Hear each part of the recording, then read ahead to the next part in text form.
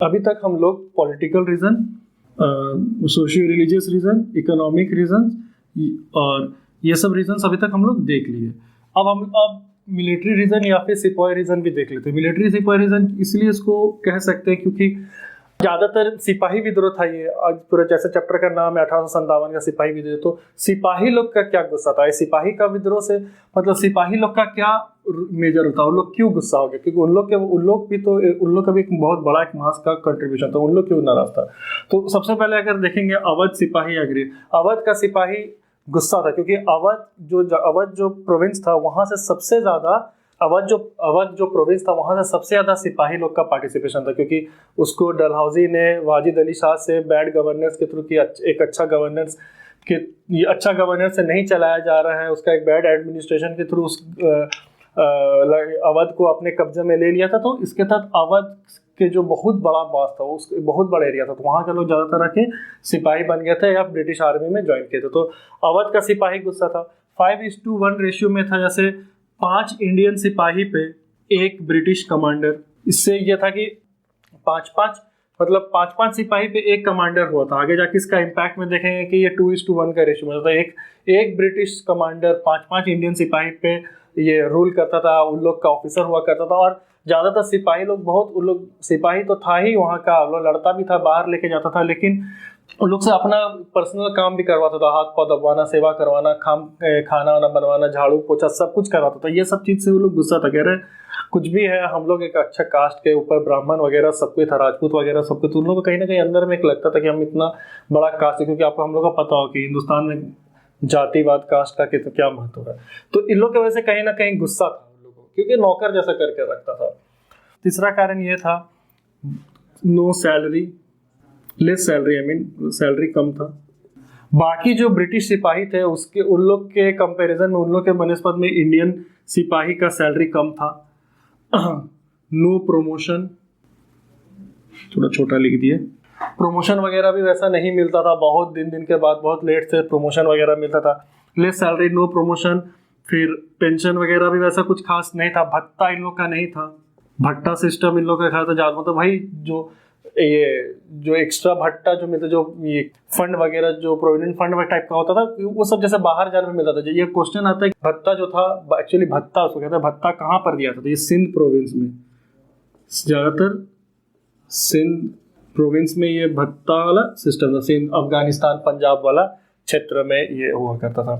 फिर पेंशन वगैरह को भी बंद कर दिया जाता था। अगर कोई सिपाही अनफिट हो गया या तो फिर इसमें जाके युद्ध में जाके घायल हो गया तो उन लोग को अनफिट घोषित कर देता था कि आप अनफिट है, तो उसके बाद उन लोग का सैलरी तो मतलब उन लोग को फौज से निकाल दिया जाता था, और पेंशन भी नहीं दिया जाता था। तो इस तरह से कहीं ना कहीं इन लोग को ये पीड़ित कर रहा था, इन लोग को परेशान कर रहा था ये लोग।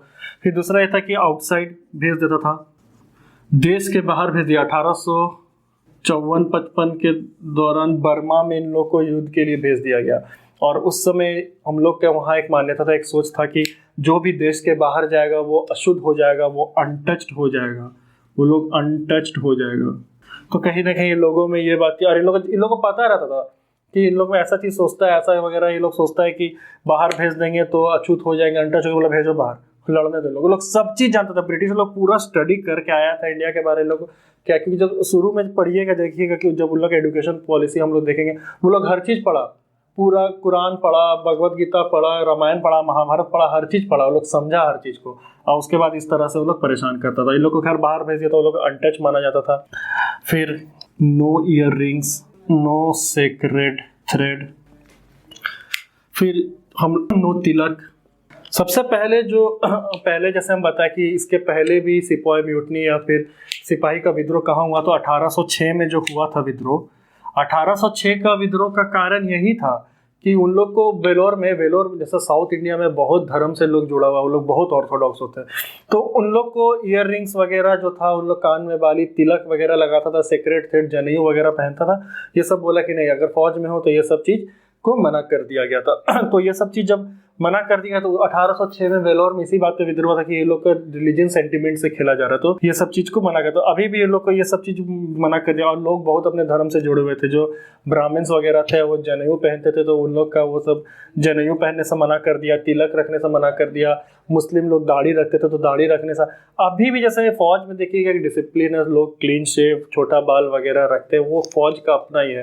तो एक मुस्लिम कोई पायलट थे, उन्होंने केस किया था कि आप लोग सरदार जो रहते हैं, सिख जो रहते हैं, उनको क्यों नहीं मना करते हैं बाल दाढ़ी हर कटाने से, क्योंकि आप लोग फौज का नियम तो सबके लिए एक होना चाहिए। तो फिर उसमें ये बोला गया कि जो होली बुक जो होता है, जो से होली बुक होता है, कोई भी धर्म का अपना जो होली बुक होता है, जैसे मुस्लिम का हो गया कुरान, हिंदू का हो गया भगवत गीता, या तो फिर रामायण महाभारत जैसा वो सब बुक, क्रिश्चियंस लोग का बाइबल, तो ये सब बुक में अगर जो धर्म से जुड़ा हुआ जो अटायर होता है कि उसको मूंछ रखना चाहिए, दाढ़ी रखना चाहिए, बाल बढ़ा, ये सब चीज़ अगर लिखा हुआ है तो उसके हिसाब से माना जाएगा। तो जो सिख लोग का जो धर्म किताब है उसमें लिखा गया कि बाल दाढ़ी नहीं कटाना, किसी भी तरह का हेयर कट शरीर से नहीं करना, इसीलिए उसके हिसाब से उन लोग को नहीं मना किया। तो इसी बात पे वो केस जीत चुका था, जो ये आर्मी मिलिट्री वाला है, वो केस इसी बात पे, जो डिफेंस वाले, वो केस जीत चुके थे कि आपके कुरान में कहीं पर दाढ़ी बाल काटने या रखने से किसी तरह का पाबंदी नहीं, इस तरह का कोई चीज़ नहीं लिखा हुआ है,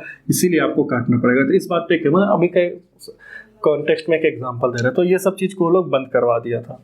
तो किसी भी तरह का ear rings, sacred thread, no beard, tilak वगैरह हर चीज़ लगाने मना कर दिया। इस बात पे भी लोगों में गुस्सा था। फिर 1854 में 1854 में एक पोस्ट ऑफिस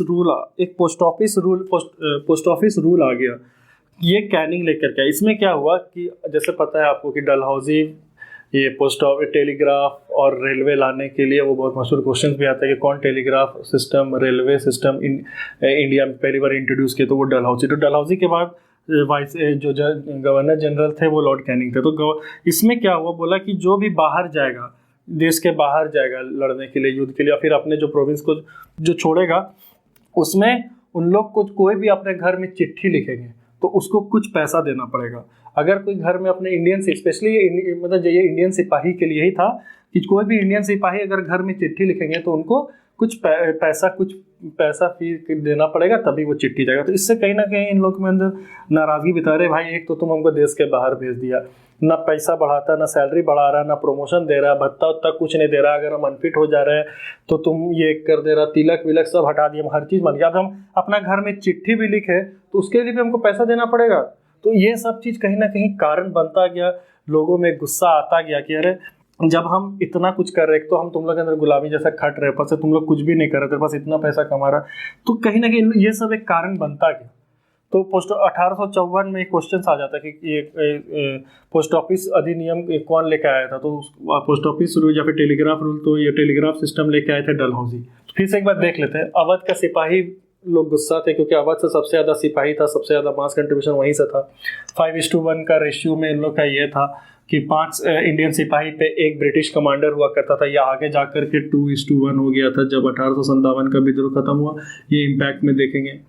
फिर लेस सैलरी था, कोई प्रमोशन वगैरह नहीं था, लेस सैलरी, वही यूरोपियन सिपाही और इंडियन सोल्जर एक ही ओहदा पे, एक ही जगह, एक ही पोस्ट पे, लेकिन यूरोपियन सोल्जर का सैलरी ज़्यादा था और इंडियन सिपाही का जो सैलरी कम था। ये आगे भी जाके देखिएगा, कहीं पढ़े भी होंगे, कोई मूवी वगैरह देखे होंगे, जब जेल में अगर ब्रिटिश कोई यूरोपियन अगर कोई जेल में रहता था और इंडियन रिवोल्यूशनरी वाले जेल, तो दोनों में बहुत हम लोग को अखबार पढ़ने के लिए दिया जाता था, अच्छा खाना दिया जाता था, हर चीज़। वही इंडियन सिपाही लोग को खराब से रखा जाता, जानवर जैसा रखा जाता था, तो बहुत डिस्क्रिमिनेशन करता था। अपने ही यहाँ आकर रह के बहुत लोग परेशान किया।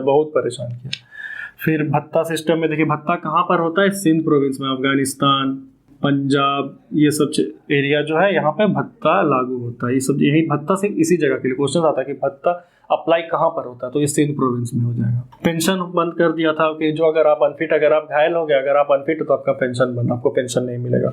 1854 में पोस्ट ऑफिस रूल लेकर के आए, जिस वो कैनिंग लेकर के आए। इसमें क्या हुआ कि अगर आप अपने घर में चिट्ठी लिखना चाहे तो आपको कुछ पैसा देना पड़ेगा। तो कहीं ना कहीं ये सब एक कारण बनता गया, लोगों में गुस्सा आता गया। तिलक वगैरह भी बंद कर दिए थे, तिलक नहीं लगाना है, जनेऊ नहीं पहनना है, फिर ईयर रिंग्स, तो कान उनमें बाली पहनते थे वो सब नहीं लगाना। ये सब जितना भी तरह का सीक्रेट बोला था कि अगर तुम लोग धर्म से जुड़ा रहेगा तो तुम ठीक से लड़ नहीं पाएगा, हटाओ ये सब चीज़ें निकाल के बिल्कुल। तो क्या करेगा, लोगों को, सिपाही लोग को अपना घर भी चलाना रहता था, पेट के लिए तो कुछ करना ही पड़ेगा। तो ये सब सिपाही रीजन या फिर मिलिट्री रीजन है।